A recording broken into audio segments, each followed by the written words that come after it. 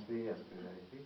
Et moi, entre-temps, j'avais eu un fils, et cette histoire de singe qui recevait, de Buffon qui recevait un singe dans une caisse m'a fait penser à ma situation de papa qui vient de recevoir une bestiole comme ça. Et donc j'ai réécrit tout le livre avec dans l'optique de me mettre dans le personnage de Buffon, et le singe est donc mon fils. Donc c'est un livre auquel j'ai une grande tendresse, parce que j'ai dédié à mon fils. Parce que c'est le livre calcique. Je vais vous interrompre, parce que ça, dans notre bibliothèque, mais j'imagine dans toutes les bibliothèques des maisons en France, on me parle toujours du chat le plus bête du monde. Et pourquoi, en fait, vous est venue l'idée de ce livre-là? Parce que c'est vraiment un gros succès pour les enfants. Alors, effectivement, c'est le livre qui m'a fait, disons, m'a fait vraiment rentrer dans la littérature jeunesse. Au départ, c'est venu d'un vrai chat que j'avais, qui était très gros et très bête. La rage de Flingy, par exemple, quand il allait dans sa caisse à litière, comme il ne se rendait pas compte qu'il était très gros, que son derrière dépassait de la caisse. Et simplement, à l'époque, je pensais le représenter sous forme de chat. Il se trouve que c'était une période où je dessinais beaucoup d'éléphants dans mes carnets de croquis. J'avais noté des phrases sur mon chat, et ça s'est trouvé à côté de dessins d'éléphants. Et c'est là que je me suis dit, tiens, ça pourrait être drôle de raconter en parlant d'un chat, mais de représenter sous forme d'éléphant. Il y a eu 3 albums à partir de ce personnage. Alors, tous ceux qui ont un chat à la maison, ils comprendront vite qu'effectivement, ce sont des situations normales quand on vit avec un chat. Alors, évidemment, la taille du chat pose problème aussi quand même.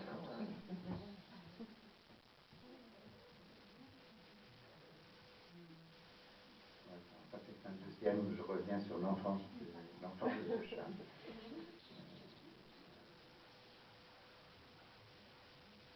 C'est un troisième. Alors, disons il y a un écart de 2 ans entre chaque.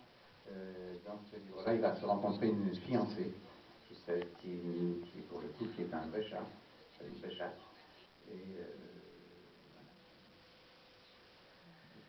voilà. Donc c'est sa fiancée. On retrouve les albums de Benjamin Rabier, qui sont les vrais albums de Benjamin Rabier. Chez lui, on se marie, chez lui, on fait des petits.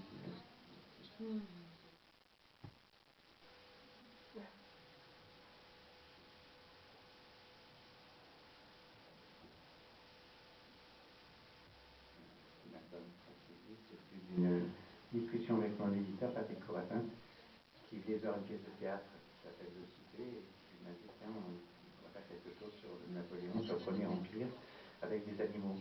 Comme sur le moment, je n'ai pas vraiment réagi, mais un peu plus tard, j'ai cherché ce que je pouvais faire avec le personnage de Napoléon. Et comme j'avais déjà fait beaucoup de livres avec des animaux, je me suis dit, tiens, le chapeau me fait penser à un champignon. Donc j'ai fait tout l'album avec des champignons. C'est la chambre de Napoléon enfant.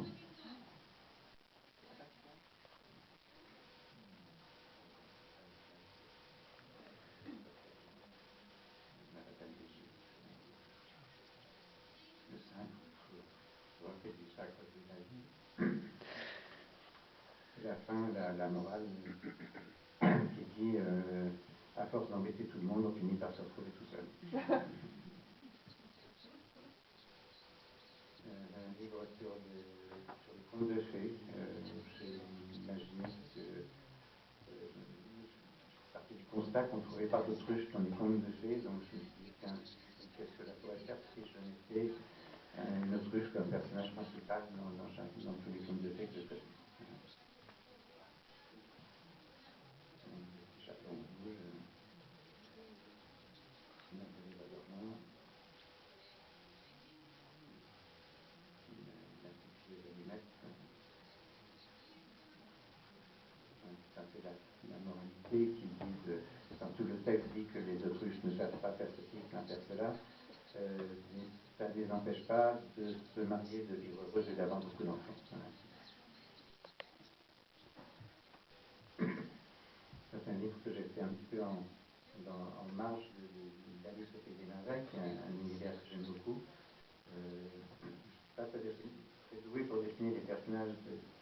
humain en général et d'enfants en particulier. Donc je fais tout pour contourner cette difficulté. Et j'avais envie de rentrer dans l'univers d'Alice, mais sans avoir à dessiner Alice à chaque fois. C'est là que j'ai pensé au lapin, personnage de lapin qui est toujours en retard, et j'ai imaginé que ce lapin avait une famille, toute la famille. Et tout l'album, c'est le journal intime de la femme du lapin blanc. Elle écrit son journal où elle raconte qu'elle avait un petit peu marre de faire la cuisine, la vaisselle, de s'occuper des enfants, alors qu'elle aimerait bien faire quelque chose de plus gratifiant de sa vie. Voilà, il faut dire que les mamans sont fascinées par ce livre, en fait. Elles se reconnaissent toutes apparemment dans ces images-là. C'est le nouveau, c'est le désordre absolu. Et on se demande quand même comment est-ce qu'il pourra pouvoir écrire ce journal. Il y a beaucoup de citations aussi, comme c'était l'époque des premiers, l'époque où est paru Alice, c'était l'époque des premiers mouvements féministes en Angleterre, des femmes commençaient à réclamer le droit de vote, etc. Il y a beaucoup de petites références aussi dans l'album. Donc cette image, moi ce qui me frappe toujours, c'est les détails en fait. Et c'est si facile aussi les enfants, puisqu'ils peuvent passer des heures à tout regarder, et puis ils disent, ah mais ça, de la carotte, là, la moitié mangée, ils ont laissé traîner un truc. Elle aurait pu le ramasser quand même, j'ai dit ça la maman. Ok. Et donc voilà, on s'amuse aussi beaucoup. Tout en bas, il y a le petit livre qui est ouvert tout en bas. Dommage à Béatrix Pepper aussi.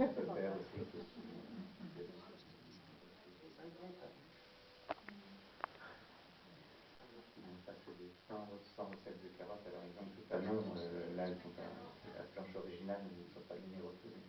Dans le livre, elles ont tout un nom. Les 100 recettes de carottes que fait Madame de Lapin pour essayer de faire manger sa fille aînée, qui est anorexique parce qu'elle veut devenir cette négative. Ça, c'est la classe où une des filles rentre Betty, qui est une nouvelle dans la classe, et donc tous les personnages de la classe sont des personnages de l'univers d'Alice, et de l'autre côté du miroir, tous les personnages qui sont sur les pupitres, etc. La maîtresse, qui est Madame de Lièvre, en référence aux lièvres de Mars, tous les personnages sont... Il y a des champignons. Il y a aussi des auto-citations, parce que j'aime bien la carte de citation entre mes albums, donc je mets des autruches, des champignons,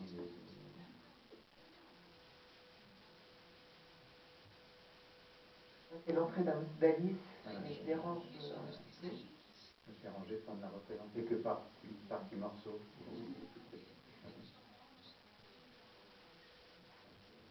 Madame de Lapin Blanc qui déplore que son mari ne fait pas trop attention à elle, et qui dit je pourrais bien me mettre un seau sur la tête et ça ferait la différence. Le chevalier de Saint-Pier, qui vient d'un gros défaut que j'ai qui est la procrastination. Je suis toujours reporté au lendemain.